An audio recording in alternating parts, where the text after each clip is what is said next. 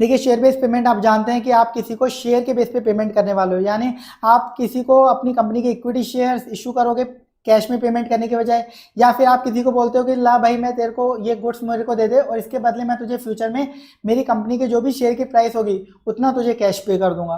मतलब मैं शेयर को बेस बना के पेमेंट करता हूं, तो मैं उसे इक्विटी सेटल भी कर सकता हूं, यानी सामने वाले को अपने इक्विटी शेयर्स भी इशू कर सकता हूं, या मेरी कंपनी के शेयर की प्राइस को बेस बना के उसे कैश पेमेंट करता हूं, यानी कैश सेटल भी कर सकता हूँ। ये जनरली हम करते हैं अपने एम्प्लॉयज़ के साथ। हम अपने एम्प्लॉयज़ को मोटिवेट करने के लिए हम उन्हें बोलते हैं आप कंपनी में 3 साल नौकरी करिए, 3 साल के बाद हम अपनी कंपनी के 1000 इक्विटी शेयर्स आपको इशू करके दे देंगे। तो यानी मैं उससे 3 साल काम निकलवा रहा हूँ, फिर अपनी कंपनी के शेयर इशू करूंगा, यानी शेयर बेस्ड पेमेंट कर रहा हूँ। तो एसबीपी शेयर बेस्ड पेमेंट आप अपने एम्प्लॉयज़ को करते हो तो उसकी अकाउंटिंग कैसे करोगे, इंपॉर्टेंट रहता है। एम्प्लॉयज़ को जो आप शेयर बेस्ड पेमेंट करते हो इसी पे क्वेश्चन आता है जनरली एग्जाम में।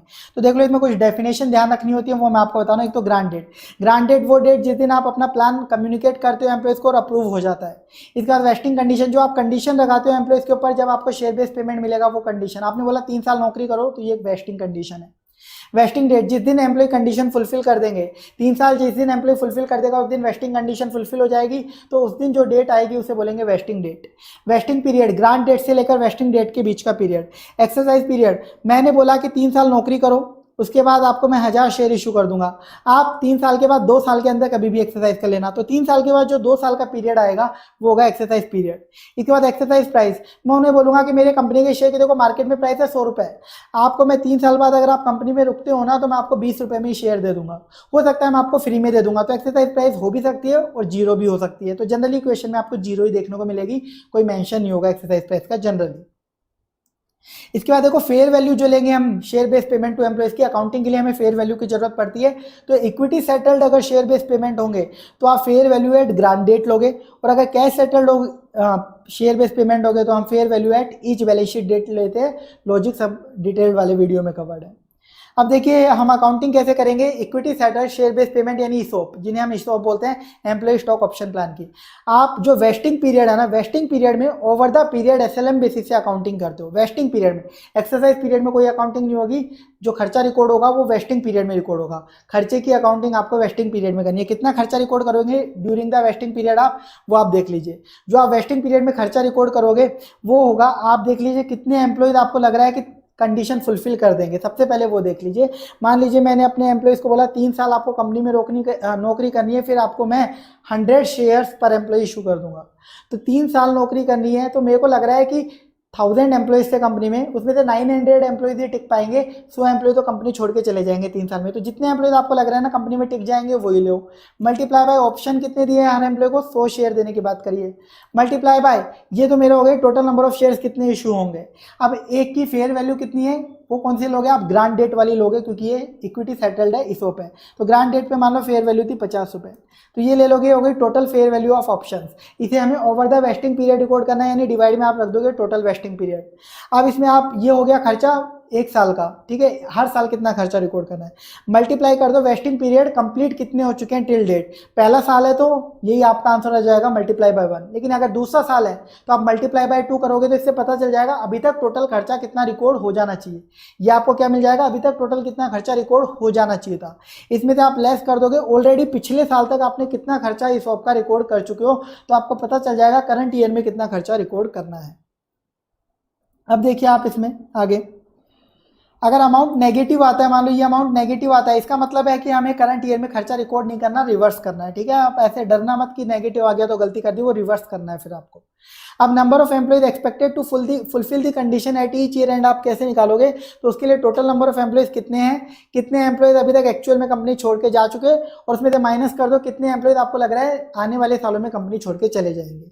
अब टोटल वेस्टिंग पीरियड जो आप ये लोगे डिनोमिनेटर में फॉर्मूला में, वो कैसे लोगे, अगर सर्विस कंडीशन है यानी आप इतने साल तक काम करो तो जितनी सर्विस कंडीशन है वही वेस्टिंग पीरियड है। अगर परफॉर्मेंस कंडीशन है, परफॉर्मेंस कंडीशन में भी दो होती है, एक नॉन मार्केट लिंक। मैंने बोला कि आपको सेल्स का टारगेट दे दिया, आप सेल्स 10 करोड़ करवा दो, जिस दिन सेल 10 करोड़ हो जाएगी उस दिन इशू कर देंगे।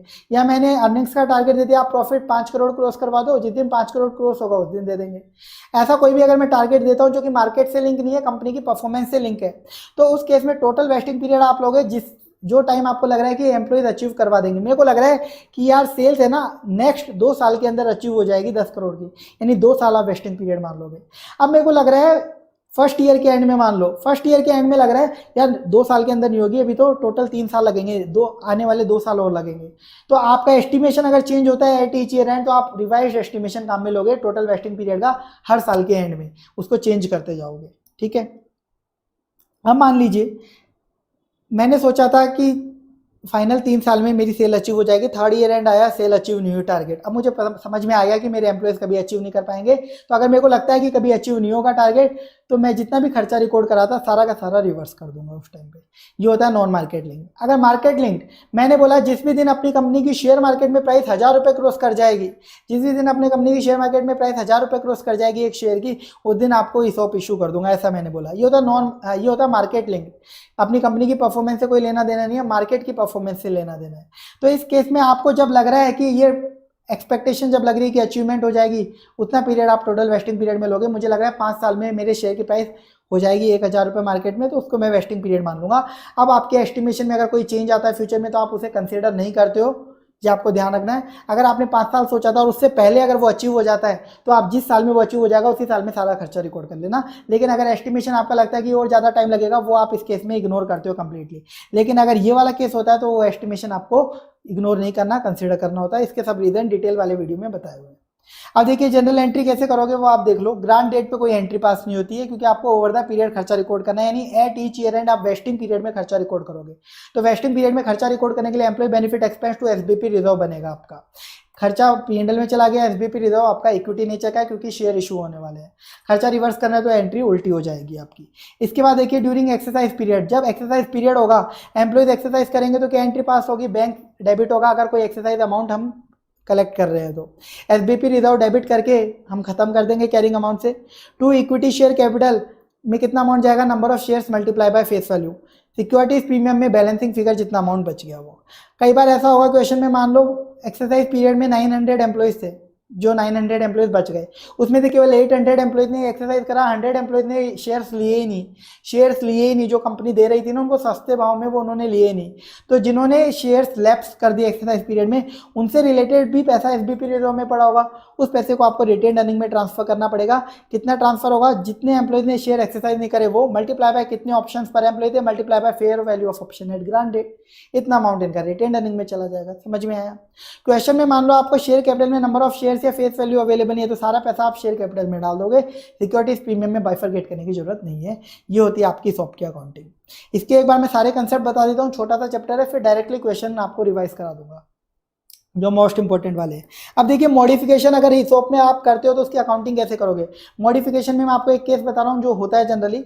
आप एक्सरसाइज प्राइस डिक्रीज कर देते हो, कंपनी ने बोला एक्सरसाइज प्राइस 20 रुपये थी ना, चलो 15 रुपये कर दी, यानी ESOP की जो फेयर वैल्यू है वो बढ़ा दी। आपको एम्प्लॉय को ज़्यादा बेनिफिट देना है, तो एक्स्ट्रा खर्चा होगा, उसको आपको रिकॉर्ड करना है। तो आप क्या करो, जो पुराना प्लान आपका चल रहा था ना, उसको तो एज इट इज अकाउंटिंग चलने दो, और जो मॉडिफिकेशन आपने किया ना उसे एक नया सेपरेट प्लान ट्रीट करके उसकी अकाउंटिंग करो। उसके लिए आपको क्या करना है? इंक्रीमेंटल फेयर वैल्यू पता करनी है, और रिमेनिंग वेस्टिंग पीरियड में ओवर द पीरियड रिकॉर्ड करोगे। रिमेनिंग पीरियड में, अभी तक का पीरियड जा चुका उसमें रिकॉर्ड नहीं करोगे, आज के दिन के बाद से जो पीरियड बचेगा उसमें रिकॉर्ड करोगे। Incremental fair value of option कैसे आएगी? मॉडिफाइड ऑप्शन की जो मॉडिफाइड डेट है, मॉडिफिकेशन डेट है, उस दिन क्या फेयर वैल्यू है वो पता कर लो, और जो ओरिजिनल पुराना ऑप्शन था उसकी मॉडिफिकेशन डेट पे क्या फेयर वैल्यू होगी वो पता कर लो। इन दोनों का डिफरेंस होगा आपका इंक्रीमेंटल फेयर वैल्यू। इसको आप रिमेनिंग वेस्टिंग पीरियड में रिकॉर्ड करने वाले हो। ठीक है, ये होता है आपका मॉडिफिकेशन। अब देखिए अगर आप ESOP को कैंसिल करते हो तो उसकी अकाउंटिंग कैसे करोगे? तो ESOP के कैंसिलेशन में देखिए आप लोग, सबसे पहले आप जितना भी ESOP का खर्चा आपका बाकी है, मान लो मैंने 5 साल का वेस्टिंग पीरियड था, थर्ड ईयर के एंड में डिसाइड किया कि कैंसिल करना है, तो थर्ड ईयर के एंड में जितना भी ESOP का खर्चा फ्यूचर में रिकॉर्ड होना था वो सारा आज ही के दिन रिकॉर्ड करके एक बार खत्म कर दो। सारा खर्चा आज ही रिकॉर्ड कर दो, SBP रिजर्व में डाल दो डेट ऑफ कैंसिलेशन पे। इसके बाद स्टेप 2 में आप क्या करो, आप पता करो कि कितना कैंसिलेशन पर आपको कंपनसेशन अमाउंट पे करना पड़ेगा अपने एम्प्लॉयज़ को। जब आप ESOP कैंसिल करोगे तो आपको कुछ कंपनसेशन भी देना पड़ेगा एम्प्लॉयज़ को, वो ऐसे नहीं मानेंगे, कंपनसेशन लेके मानेंगे, तो आप उन्हें कुछ कंपनसेशन पे करोगे। तो उसके लिए आप देख लो आज के दिन कितने एम्प्लॉयज़ आपकी कंपनी में हैं, नंबर ऑफ ऑप्शन कितने आपने प्रॉमिस करे थे, मल्टीप्लाई बाय कंपनसेशन अमाउंट आप पर ऑप्शन कितना दे रहे हो वो क्वेश्चन में गिवन होगा। अब इस कंपनसेशन को आप बाइफरकेट करो, एसबीपी रिजर्व में से कितना पे होगा और पीएनएल में से कितना पे होगा। पीएनएल में से पे होगा यानी लॉस कितना होगा कैंसिलेशन पे। तो एसबीपी रिजर्व में से आप कितना पे करोगे, आप देख लो number of employees on date of cancellation आज के दिन कितना है, उनको आप कितने ऑप्शंस प्रॉमिस करे थे, मल्टीप्लाई बाय आज के दिन कैंसिलेशन वाले दिन एक ऑप्शन की फेयर वैल्यू कितनी है, उससे अगर मल्टीप्लाई करोगे तो ये अमाउंट आएगा। फेयर वैल्यू आपको कितनी कंपनसेशन में देनी चाहिए थी उतना तो आप एसबीपी रिजर्व से पे कर दोगे। बचा हुआ जो कंपनसेशन है बैलेंसिंग फिगर कंपनसेशन का आप पीएनएल से डेबिट करोगे, loss on compensation loss on cancellation मान के। तो जनरल एंट्री होगी एसबीपी रिजर्व कैरिंग अमाउंट से debit to bank total compensation, PNL में डेबिट होगा लॉस ऑन कैंसिलेशन ये जो अमाउंट निकाला, और बचा हुआ एसबीपी रिजर्व रिटेन अर्निंग में आपका ट्रांसफर हो जाएगा। ये हो जाता है आपका कैंसिलेशन। इसके बाद देखिए cash settled SBP. Cash settled SBP यानी सार की अकाउंटिंग आप किस तरीके से करने वाले हो। सार की अकाउंटिंग यानी आप सामने वाले को प्रॉमिस करते हो कि मेरी कंपनी के शेयर की जो भी प्राइस होगी उतना मैं आपको कैश पे कर दूंगा उस दिन, इस अकॉर्डिंग आप अनाउंस करते हो अपने कैश सेटल्ड एसबीपी। इसके अकॉर्डिंग आपको अकाउंटिंग कैसे करनी है, खर्चा आपको रिकॉर्ड करना है। खर्चा जो रिकॉर्ड होगा वेस्टिंग पीरियड में रिकॉर्ड होगा कितना, नंबर ऑफ एम्प्लॉय जो एक्सपेक्टेड नजर आ रहे हैं, नंबर ऑफ सार पर एम्प्लॉय मल्टीप्लाई बाय, यहाँ पे आप हर बैलेंस शीट डेट की फेयर वैल्यू लोगे, फेयर वैल्यू ऑफ सारे at each balance sheet date लोगे, divide by total vesting period multiply by vesting period completed till date minus जितना एक्सपेंस ऑलरेडी बुक किया है। सब कुछ सेम है। एक चीज और ध्यान रखनी है, सार के केस में जो एसबीपी लाइबिलिटी है वो हर बैलेंस शीट डेट पे रीमेजर भी होगी एक्सरसाइज पीरियड के अंदर भी। एक्सरसाइज पीरियड में हम खर्चा रिकॉर्ड नहीं करेंगे लेकिन फेयर वैल्यू तो सार की चेंज होती रहेगी ना हर बैलेंस शीट डेट पे एक्सरसाइज पीरियड में भी, तो आप एसबीपी लाइबिलिटी को रीमेजर करते रहोगे नई फेयर वैल्यू से, क्योंकि सार में एक्चुअल में जो फेयर वैल्यू होगी ना कैश की, कैश पे करना है तो फेयर वैल्यू पे तो पे होगा, इस वजह से हम करते हैं। लॉजिक मैंने पहले ही बताया हुआ आपको। जनरल एंट्री क्या होगी, ग्रांट डेट पे कुछ नहीं होगी। वेस्टिंग पीरियड में हर ईयर एंड पे आप वही employee benefit expense to SBP liability book करोगे, रिवर्स करने के लिए उल्टी एंट्री पास होगी।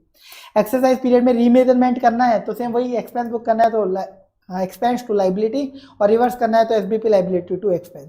जब सार एक्सरसाइज कर लेंगे एम्प्लॉयज तो क्या एंट्री होगी, SBP liability to bank complete. इसके बाद इसमें कुछ नोट्स हैं। देखिए अगर सार की आपको क्वेश्चन में इंट्रिंसिक वैल्यू गिवन है तो जब एम्प्लॉय सार एक्सरसाइज करेंगे ना तो आपको इंट्रिंसिक वैल्यू पे पेमेंट करना है। आप इसमें ध्यान रखना सार के क्वेश्चन में अगर इंट्रिंसिक वैल्यू भी गिवन हो तो खर्चा तो रिकॉर्ड होगा फेयर वैल्यू पे और पेमेंट होगा इंट्रिंसिक वैल्यू पे। इंट्रिंसिक वैल्यू क्या होती है, मैंने आपको बताया था एक्चुअल में कितना चेंज आया है प्राइस में, ग्रांट डेट पे क्या प्राइस थी शेयर की और आज के दिन क्या प्राइस हो गई, ये होता है एक्चुअल में इंट्रिंसिक वैल्यू। और जब एक्चुअल में एम्प्लॉय को हम पेमेंट करते हैं ना सार में तो इंट्रिंसिक वैल्यू पे करते हैं, लेकिन इंडिया फेयर वैल्यू पे अकाउंटिंग करवाता है, जो सब मैंने बताया हुआ है डिटेल के अंदर, जो कि एग्जाम में आपको उस पर जाना नहीं है। अगर आपको क्वेश्चन में बोला हुआ है कि सार वेस्ट इमीडिएटली, ये ऐसा क्वेश्चन होता भी है अपने पास, इमीडिएटली वेस्ट हो रहे हैं यानी कोई वेस्टिंग कंडीशन नहीं है, तो यहाँ पे आपको सारा खर्चा ग्रांट डेट पे ही रिकॉर्ड कर लेना है। सारा खर्चा आप एक बार में ग्रांट डेट पे रिकॉर्ड कर लोगे और बस हर बैलेंस शीट डेट पे रीमेजर करते जाओगे। ठीक है, ऐसा क्वेश्चन में भी अपन ने देखा हुआ है।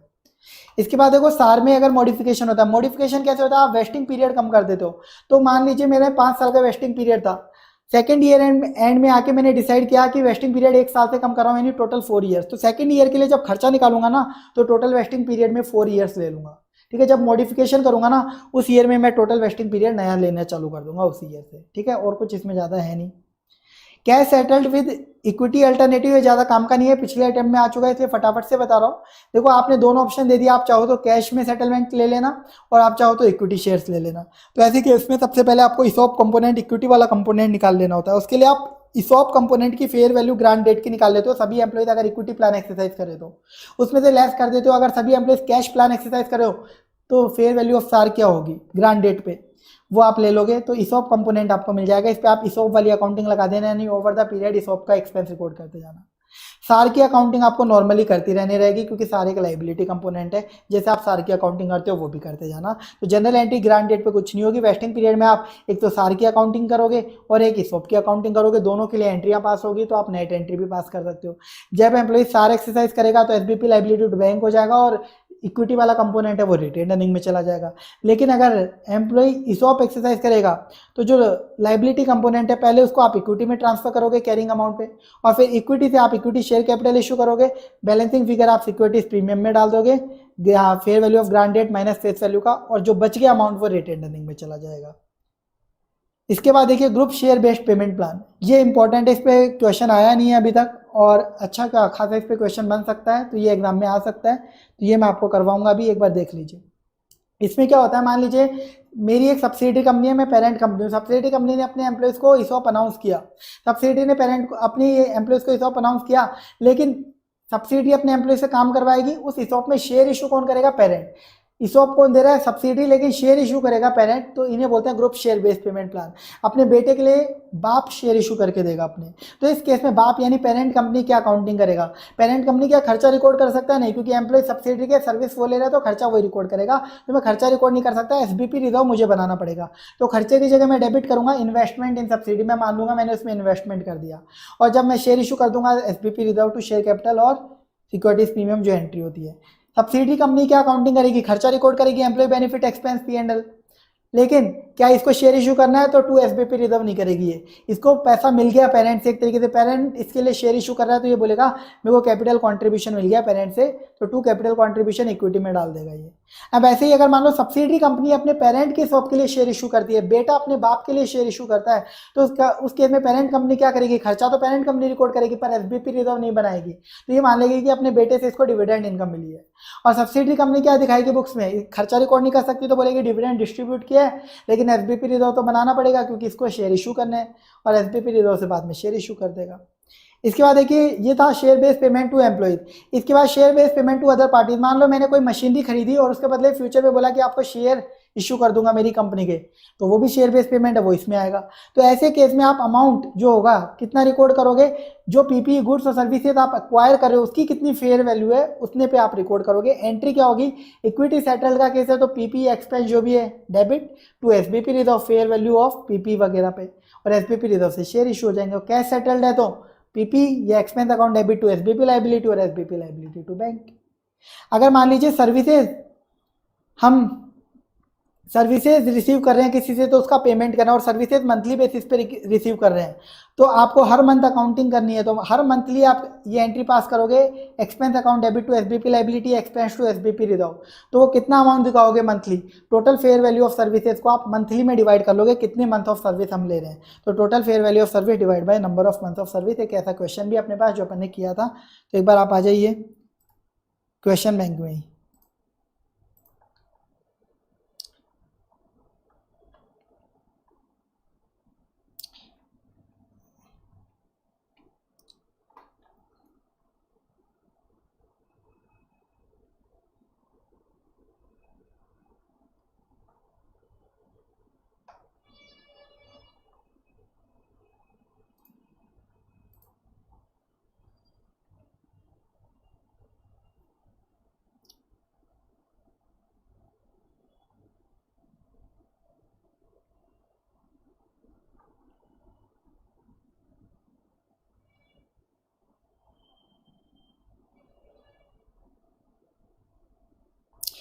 देखिए शेयर बेस्ड पेमेंट में इंपॉर्टेंट क्वेश्चन, मोस्ट इंपॉर्टेंट बता रहा हूँ, इंपॉर्टेंट की लिस्ट ऑलरेडी दे दी, ये मोस्ट इंपॉर्टेंट में ऐसा कुछ नहीं होता कि इन्हीं में से आएगा। इंपॉर्टेंट क्वेश्चन जो दिए ना उनमें से तो फिर भी आपको हर बार हर टाइम में सेम क्वेश्चन वही मिलता है जो इंपॉर्टेंट मैं मार्क कराता हूँ।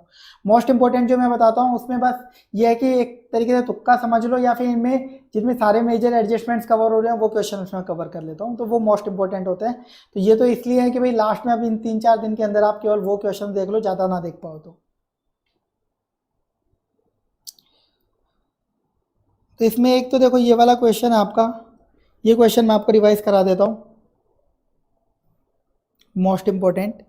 इसमें देखिए हम अपने एम्प्लॉयज़ को 100 शेयर देंगे, हर एम्प्लॉय को 500 एम्प्लॉय है, 1 जनवरी को मैं ऐसा ऑप्शन निकाल रहा हूँ।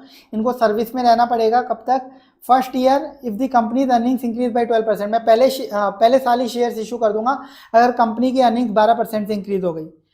दूसरे साल करूंगा अगर कंपनी की earnings 20% over the 2 year period होती है, यानी ऑन एन एवरेज 20% हो जाती है 2 साल में, 2 साल में 20% इंक्रीज हो जाती है ओवर द 2 ईयर पीरियड, यानी हर साल 10% मान लो एक तरीके से।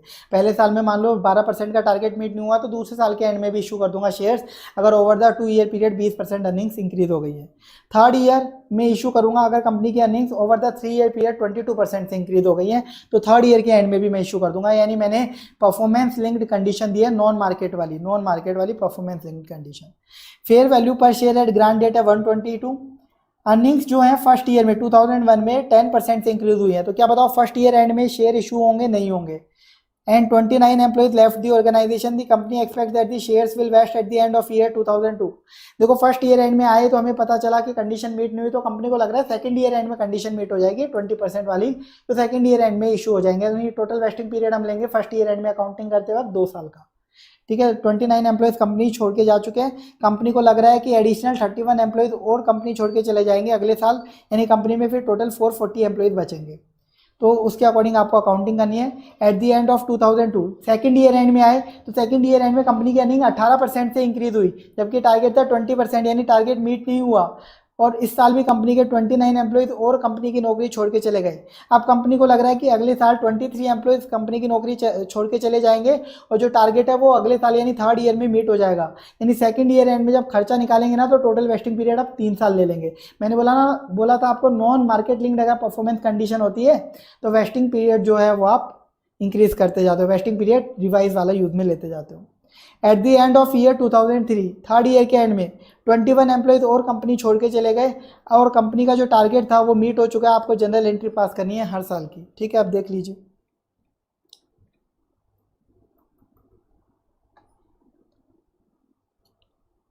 क्वेश्चन नंबर 7 का सॉल्यूशन देखो। Question number 7 solution. First year में हमने माना कि सेकंड ईयर में टारगेट मीट हो जाएगा, तो 2 साल का वेस्टिंग पीरियड लिया, इसलिए डिनोमिनेटर में टोटल वेस्टिंग पीरियड 2। हमारे 500 एम्प्लॉइज थे, फर्स्ट ईयर में 29 छोड़ के चले गए थे, और हमें लग रहा था 31 और छोड़ के चले जाएंगे। ठीक है, ये हमने ले लिया number of expected employees multiply by एक एम्प्लॉय को 100 ऑप्शन दिए थे। Fair value at grant date थी 122, ये ले लिया। और 1 साल अभी कंप्लीट हुआ है, तो इतना खर्चा अभी तक रिकॉर्ड हो जाना चाहिए। पिछले साल तक कोई खर्चा रिकॉर्ड हुआ ही नहीं, ये पहला साल है, तो ये आप रिकॉर्ड कर लोगे फर्स्ट ईयर में। सेकंड ईयर में कितना रिकॉर्ड करोगे उसके लिए पहले पता कर ले अभी तक कितना रिकॉर्ड हो जाना चाहिए था।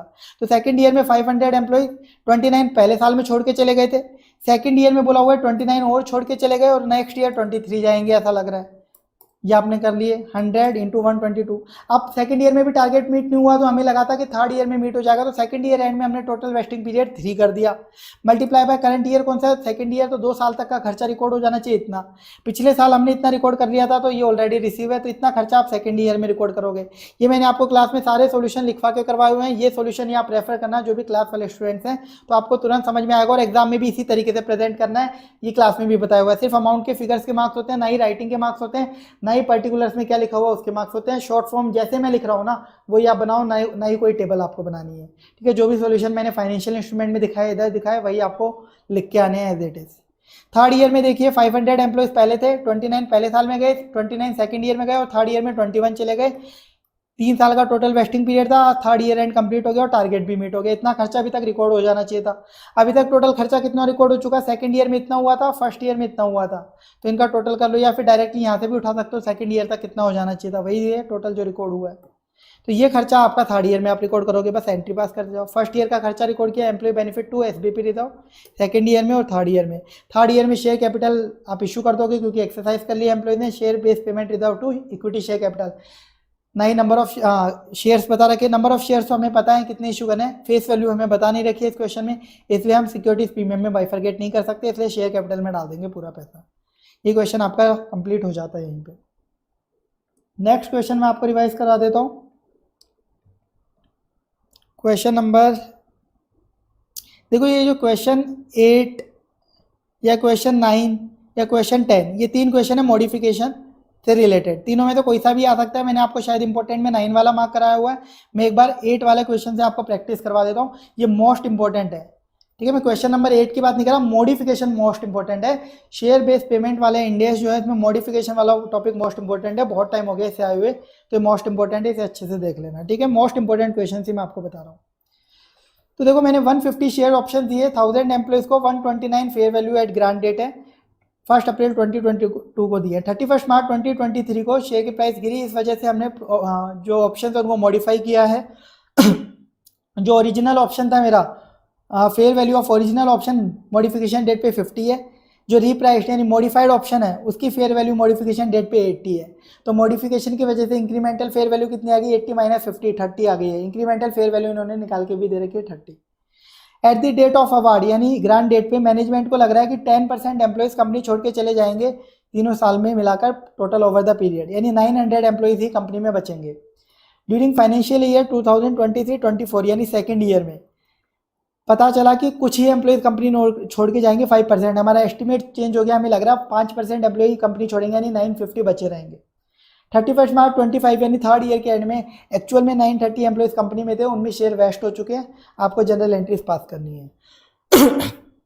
अब देखिए आपका मॉडिफिकेशन कब हो रहा है, 31 मार्च 2023 यानी फर्स्ट ईयर एंड हुआ ही आपका, फर्स्ट ईयर एंड, आपका फर्स्ट ईयर बिगिनिंग है 1 अप्रैल 2023, तो फर्स्ट ईयर एंड क्या हुआ 31 मार्च 23, यानी मॉडिफिकेशन हो रहा है फर्स्ट ईयर एंड में। अब अकाउंटिंग कैसे करोगे वो देख लो। मॉडिफिकेशन के केस में जो जनरली स्टूडेंट्स गलती करते हैं वो समझ लो। सबसे पहले फर्स्ट ईयर एंड में नॉर्मल प्लान की अकाउंटिंग करें अपन। मेरे को लग रहा है कितने एम्प्लॉयज रहेंगे 900, 150 ऑप्शन पर एम्प्लॉय और 129 फेयर वैल्यू, ये हमने किया डिवाइड बाय टोटल पीरियड कितना लग रहा है 3, अभी 1 साल हुआ है, ये खर्चा फर्स्ट ईयर में रिकॉर्ड हो जाना चाहिए। सब फर्स्ट ईयर एंड में मॉडिफिकेशन भी तो हो रहा है, 31 मार्च को मॉडिफिकेशन भी तो हो रहा है, उसकी अकाउंटिंग तो करो। मैंने बोला था मॉडिफिकेशन की अकाउंटिंग जिस दिन होता है ना उससे अगले दिन से करते हैं, तो अगला दिन नेक्स्ट ईयर में आएगा तो नेक्स्ट ईयर में अकाउंटिंग होगी, नेक्स्ट रिमेनिंग पीरियड्स में अकाउंटिंग होगी। बस ये ध्यान रखना, ये गलती बहुत स्टूडेंट्स करते हैं मॉडिफिकेशन में। तो नेक्स्ट ईयर आया 31 मार्च 2024 सेकंड ईयर एंड, इस दिन देखो पहले तो नॉर्मल ऑप्शन की अकाउंटिंग, तो सेकंड ईयर में हमें लग रहा था 950 एम्प्लॉइज बचेंगे, तो 950 इंटू 150 इंटू 129 टोटल 3 साल का वेस्टिंग पीरियड है, 2 साल कंप्लीट हो गए, तो इतना खर्चा रिकॉर्ड हो जाना चाहिए।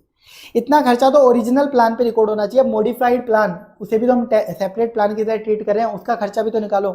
तो मॉडिफिकेशन वाले प्लान को सेपरेट प्लान माने तो उसमें भी 950 एम्प्लॉय, 150 ऑप्शन पर एम्प्लॉय। अब उसकी फेयर वैल्यू कितनी है मॉडिफिकेशन की, इंक्रीमेंटल फेयर वैल्यू ऑप्शन की है 30, वो मल्टीप्लाई करो, टोटल कितने साल का पीरियड है। मॉडिफिकेशन के लिए बताओ कितने साल का पीरियड है, सेकंड ईयर और थर्ड ईयर, 2 साल का तो पीरियड है। मॉडिफिकेशन की अकाउंटिंग तो 2 साल में होगी, तो डिवाइड में 2, और पहला साल चल रहा है मॉडिफिकेशन की अकाउंटिंग के लिए, इसलिए मल्टीप्लाई में 1। तो ये टोटल खर्चा सेकंड ईयर में आपको रिकॉर्ड करना है। ऑलरेडी आपने फर्स्ट ईयर में ये रिकॉर्ड कर चुके हैं, तो सेकंड ईयर में हम टोटल खर्चा इतना रिकॉर्ड करेंगे। अब आ जाओ थर्ड ईयर में। थर्ड ईयर में पता चला ओनली 930 एम्प्लॉइज वेस्ट करें हैं, तो 930 पे ये एक्चुअल प्लान के अकॉर्डिंग इतना खर्चा रिकॉर्ड हो जाना चाहिए ओरिजिनल प्लान पे। मॉडिफाइड ऑप्शन पे कितना होना चाहिए, 930 इंटू 150 इंटू 30 डिवाइड बाय 2 साल थे और करंट ईयर सेकंड ईयर है, तो पूरा इतना खर्चा अभी तक रिकॉर्ड हो जाना चाहिए। थर्ड ईयर एंड में इतना खर्चा अभी तक टोटल रिकॉर्ड हो जाना चाहिए था। अभी तक हम कितना खर्चा रिकॉर्ड कर चुके हैं, सेकंड ईयर में इतना, फर्स्ट ईयर में इतना, ये लेस कर दो तो थर्ड ईयर में पता चल जाएगा कितना खर्चा रिकॉर्ड करना है। अब जनरल एंट्री आप पास कर दो, कुछ भी नहीं है, सिंपल सा है। यह मॉडिफिकेशन, बस मॉडिफिकेशन में आपको ध्यान रखना है और कुछ भी नहीं है, सिंपल सी अकाउंटिंग होती है। ठीक है, हर इंडेज में आपको प्रेजेंट वही सॉल्यूशन करना है जो मैंने क्लास में आपको लिखवाए हुए हैं, सॉल्यूशन एक एक वही लिख के आने हैं। बस हर इंडेक्स की 2-3 लाइन आपको अपनी लैंग्वेज में बना के लिखनी है प्रोविजन की, एज पर इंडेक्स 102 ये प्रोविजन होता है, वो आपको अपनी लैंग्वेज में लिखना है। ये मैंने आपको बहुत बार बताया इसलिए वापस बता रहा हूँ अभी। ठीक है, अब कैंसिलेशन का एक क्वेश्चन इंपॉर्टेंट बनता है, कैंसिलेशन भी आए हुए टाइम हो चुका है, तो ये क्वेश्चन ही देख लीजिए, ये इंपॉर्टेंट मान लीजिए, इसको अपन सॉल्व करके देख लेते हैं। ये क्वेश्चन आप कर लीजिए, ठीक है, ये भी आ सकता है कैंसिलेशन। 2000 शेयर ऑप्शंस मैंने अपने 10 डायरेक्टर्स को दिए थे, एक्सरसाइज प्राइस पे 3 साल की कंडीशन थी, फेयर वैल्यू ऑफ ऑप्शन थी 130, एक्सपेक्टेड नंबर ऑफ डायरेक्टर्स थे जिन पे ऑप्शन वेस्ट होने वाले थे 8। सेकेंड ईयर में मैंने कंपनी में कुछ लॉस हुआ, उसकी वजह से कंपनी ने डिसाइड किया कि इन ऑप्शंस को हम कैंसिल करेंगे। कैंसिलेशन के दिन फेयर वैल्यू ऑफ ऑप्शन थी 90। कैंसिलेशन वाले दिन कंपनी में 9 डायरेक्टर्स थे जो कंपनी में काम कर रहे थे, आप इनको कंपनसेशन पे करोगे 95 पर ऑप्शन। अब बताओ इस कैंसिलेशन की अकाउंटिंग किस तरीके से आप करोगे। तो कैंसिलेशन में सबसे पहले हम क्या करते हैं, जितना भी खर्चा पेंडिंग था वो आप रिकॉर्ड करोगे। तो देखो इनिशियली आपको बता रखा है, हमें लग रहा था 2000 शेयर ऑप्शन हम देंगे, एक एम्प्लॉय की बात, 10 डायरेक्टर्स की बात हो रही है, तो 10 डायरेक्टर्स को हम 2000 शेयर ऑप्शन देंगे, टोटल 10 डायरेक्टर्स को, तो 2000 शेयर ऑप्शन दिए जाएंगे, मल्टीप्लाई बाय फेयर वैल्यू कितनी थी 130 थी, और हमें लग रहा था कि नंबर ऑफ डायरेक्टर्स जिनमें ऑप्शन वेस्ट होंगे वो होंगे 8। एस्टिमेटेड डायरेक्टर्स हमें कितने नजर आ रहे थे 8, तो 2000 ऑप्शन 8 डायरेक्टर्स पे 130 की ग्रांड डेट की फेयर वैल्यू पर divide by total vesting period बता रखा था 3 साल का, तो पहले साल में इतना खर्चा हमने रिकॉर्ड कर लिया था। सेकंड ईयर एंड में आ गए, सेकंड ईयर एंड में हमारा खर्चा कितना रिकॉर्ड होना चाहिए। अब देखो सेकंड ईयर एंड में क्या हुआ, हमें पता चला कि ऑप्शन हमें कैंसिल करना है क्योंकि कंपनी में क्राइसिस हुआ लिखा हुआ है। अब सेकंड ईयर एंड में कंपनी में 9 डायरेक्टर्स है, तो इसके बेसिस पे कैलकुलेशन करेंगे 9 डायरेक्टर्स 2000 130 ये आपको टोटल खर्चा बनता है, ये अब आपको रिकॉर्ड कर लेना चाहिए। सेकंड ईयर एंड में अब आप ये नहीं देखोगे कि डिवाइड बाई 3 मल्टीप्लाई बाई 2, मैंने क्या बोला, जितना भी खर्चा जिस साल में आपको पता चलता है हमें कैंसिल करना, उतना खर्चा जितना बनता है टोटल रिकॉर्ड कर लेना चाहिए। तो इतना खर्चा अभी तक रिकॉर्ड हो जाना चाहिए। फर्स्ट ईयर तक मैंने ये खर्चा रिकॉर्ड कर चुका हूँ ऑलरेडी, तो ये आप सेकंड ईयर में रिकॉर्ड कर लोगे पूरा। तो सेकंड ईयर में हम ये खर्चा रिकॉर्ड करेंगे पूरा। अब इसके बाद देखिए स्टेप 2 में हम निकालते हैं कंपनसेशन अमाउंट कितना पे करना है डायरेक्टर्स को। तो कंपनसेशन अमाउंट 2000 ऑप्शन दे रहे हैं एक डायरेक्टर को, 9 डायरेक्टर्स कंपनी में है और 95 का हम कंपनसेशन देंगे, तो इतना टोटल कंपनसेशन पे करेंगे। इसमें से पता करना है कितना कंपनसेशन एसबीपी रिजर्व से पे होगा, कितना पीएनएल में जाएगा लॉस ऑन कैंसिलेशन के नाम से। तो एसबीपी रिजर्व में जाता है फेयर वैल्यू जितना आज के दिन, तो 9000 इंटू 2000, ये तो हो गए options, multiply by fair value कितनी है आज के दिन 90, तो ये हो गया आपका एसबीपी रिजर्व से पे होने वाला कंपनसेशन। बचा हुआ बैलेंसिंग फिगर पीएनएल से पे होगा कंपनसेशन। तो एंट्री क्या पास होगी, एसबीपी रिजर्व में जितना बैलेंस है, एसबीपी रिजर्व में पता कितना बैलेंस होगा, ये टोटल जो आपने पीएनएल में स्टार्टिंग में डाला था ये, यानी ये 23,40,000 का अमाउंट। टू बैंक से कितना कंपनसेशन पे किया, 17,10,000। पीएनएल में कितना गया, 90,000 डेबिट में। बाकी बचा हुआ एसबीपी रिजर्व रिटेन अर्निंग में ट्रांसफर हो जाएगा। ये हो जाती है आपकी कैंसिलेशन की अकाउंटिंग, सिंपल सी होती है। इसके बाद अब आप आगे आइए,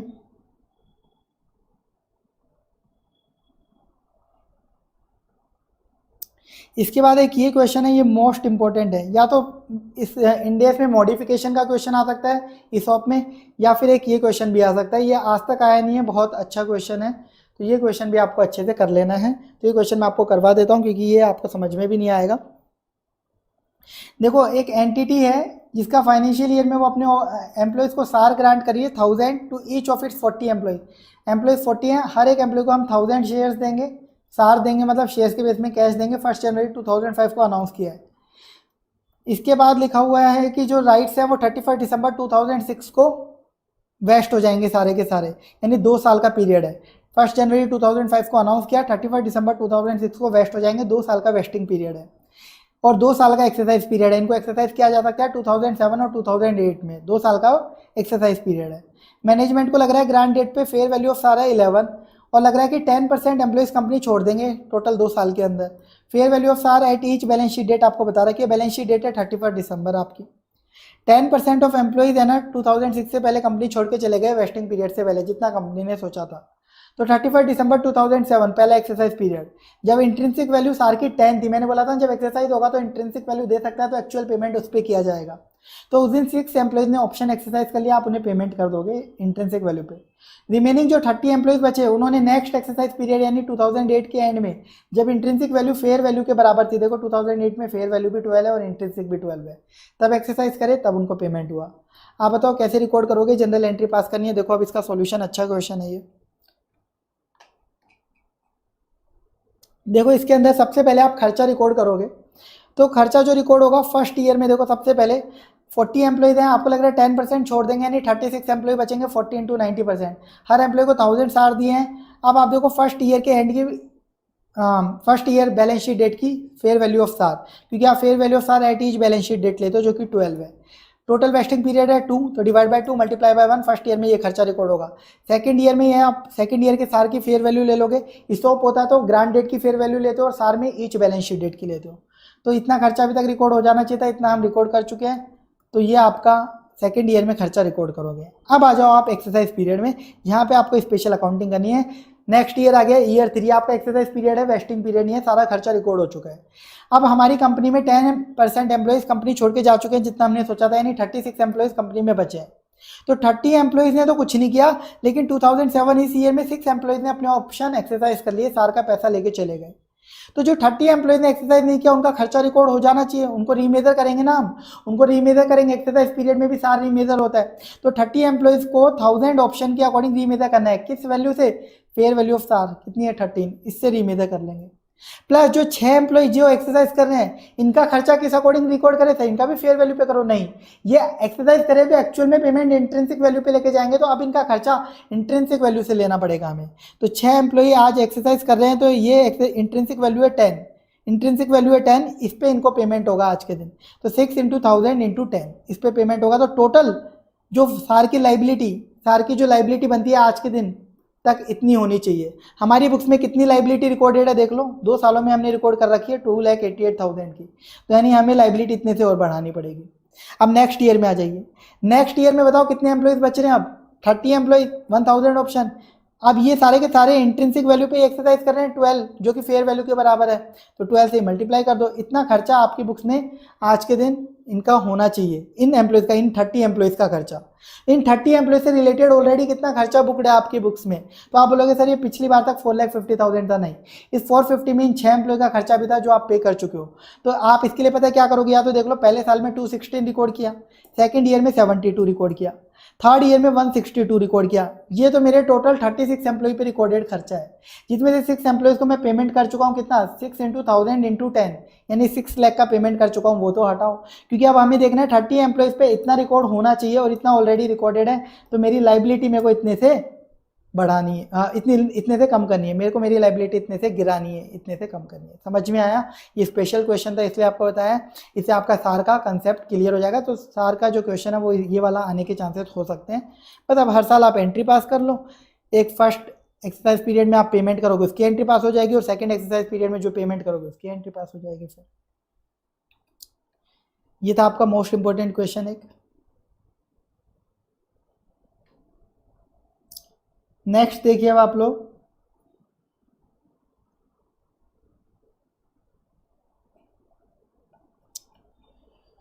एक मैं आपको क्वेश्चन करा देता हूं group share based payment plan का, group share based payment plan का करा देता हूं, क्योंकि वो भी मोस्ट इंपॉर्टेंट है, क्योंकि ये टॉपिक भी अभी तक आया नहीं है, तो ये कभी भी टेस्ट किया जा सकता है, 4 से 6 नंबर का इस पर क्वेश्चन आ सकता है, तो ये आप अच्छे से कर लेना। तो एक क्वेश्चन करा रहा हूँ इसका, देखो पेरेंट कंपनी 30 शेयर्स दे रही है 100 एम्प्लॉइज सब्सिडरी के, सब्सिडरी यानी सॉप कर इशू कर रही होगी, और पेरेंट उसके बदले शेयर इशू करके दे रही है।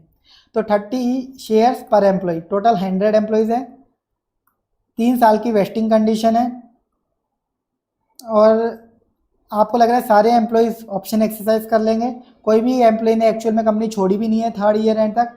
फेयर वैल्यू ग्रांट डेट पे 5 पर शेयर है।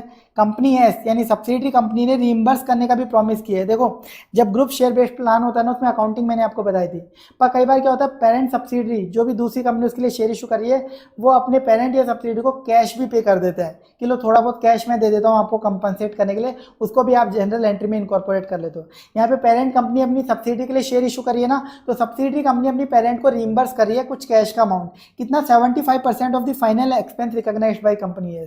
कंपनी है जितना फाइनल खर्चा रिकॉर्ड करेगी ना एम्प्लॉय एक्सपेंस का, उसका 75% रीइंबर्स कर देगी पेरेंट कंपनी पी को। तो आप बताओ अकाउंटिंग ट्रीटमेंट क्या होगा पी की बुक्स में, एस की बुक्स में, देख लेते हैं इसको। सिंपल सा होता है ये क्वेश्चन नंबर 25।